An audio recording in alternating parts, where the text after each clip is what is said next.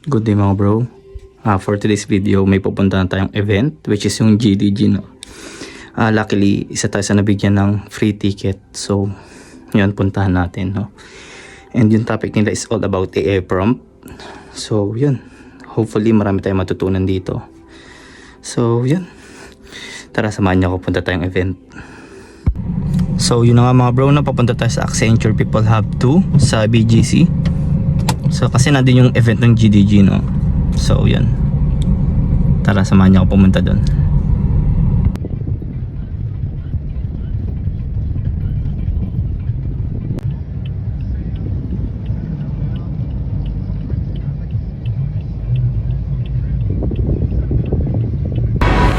Late na tayo mga bro. Kaka-park ko lang. Late na ng 30 minutes.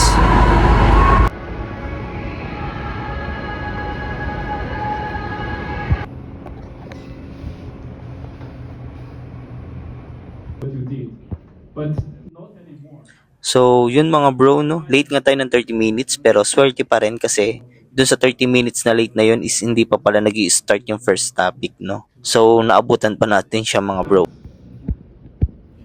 Also to be honest mga bro, hindi rin ako makapag-vlog ng maayos dito. Kasi sa sobrang interesting ng mga topic mga bro, ayoko talagang may ma-miss ako kahit isang information. Anyway, ito nga pala si Mr. Guan Wang, Principal Software Engineer ng Manulife.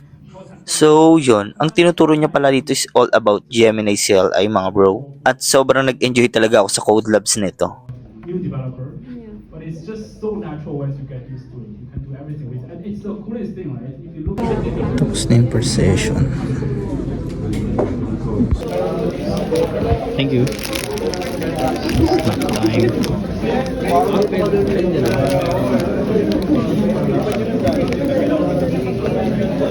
Basta pila lang. and so, kung yung first code lab session na gustuhan nyo, And dito naman sa may second session mga bro, ang guest speaker natin is si Sir Mil Matoto, Chief Engineer ng Collab. backend is actually calling an LLM. So it could use different methods like function call. At ang topic niya nga pala mga bro is all about anti-gravity skills for building a smarter and lighter agent, no? At itong itinuturo niya mga bro is talagang magagamit ko talaga agad siya, no? Aggressive disclosure or the skill approach. So yun lang naman mga bro, at hindi nga talaga ako nakapag-vlog ng maayos kasi nga sobrang nag-enjoy ako sa mga topic dito sa GDG ngayon.